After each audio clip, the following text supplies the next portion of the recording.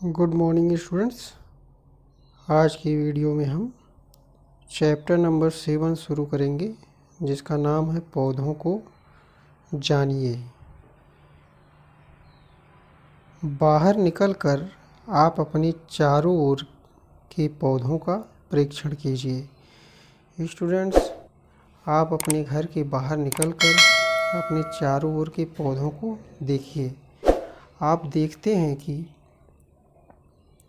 कुछ पौधे छोटे हैं और कुछ विशालकाय, जबकि कुछ धरती पर हरे धब्बों की तरह दिखाई देते हैं। कुछ पौधों की पत्तियां हरी होती हैं, तो जबकि कुछ की पत्तियां लालिमा युक्त होती हैं। कुछ पौधों के फूल बड़े एवं कुछ पौधों के फूल लाल हैं, कुछ नीले। कुछ पौधों में पुष्प ही नहीं होते। आपने अपने घर के आसपास, विद्यालय के रास्ते में, बाग बगीचे एवं विद्यालय प्रांगण में अनेक हरे पौधे देखे होंगे। आइए हम पौधे के विभिन्न भागों के विषय में जानें। इससे हमें विभिन्न प्रकार के पौधों के बीच अंतर समझने में सहायता मिलेगी। क्या आप चित्र 7.1 में पौधे के तने, शाखाओं, जड़, पत्तियों इत्यादि को नामांकित कर सकते हैं? इन भागों में रंग भरिए। तो स्टूडेंट्स, हम चित्र 7.1 को देखते हैं। तो यहाँ देखिए, यहाँ पर आपको एक पौधे का चित्र दिया हुआ है, जिसमें आपको इसके भागों का नामांकन करना है। जैसे इस नीचे वाले भाग को हम कहेंगे जड़, और ये जो इसका बीच का हिस्सा है, इसको कहते हैं तना। तने के बाद इसका जो ये भाग होता है, इसको बोलते हैं पत्ती। पत्ती के बाद आप आगे देखेंगे तो इसका ये भाग है, ये पुष्प, और ये है फल। तो इस तरह से इसका हम नामांकन कर सकते हैं।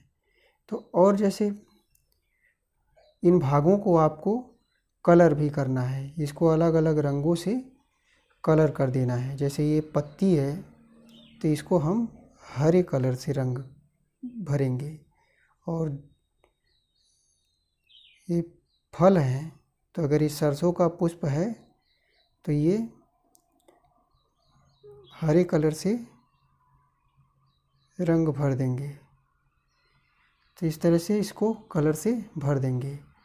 और आगे है, आइए प्रकृति की सैर करें और पौधे से मित्रता कर उनके विषय में अधिक जानकारी प्राप्त करें। जैसा चित्र 10.7 में आप देख पा रहे होंगे कि यहाँ पर कुछ बच्चे जंगल का भ्रमण कर रहे हैं और पौधों के विषय में जानकारी प्राप्त कर रहे हैं कि किस पौधे की पत्ती कैसी है, किसकी हरी है, किसकी पीली है, किसकी लाल है, ये जानने की कोशिश कर रहे हैं।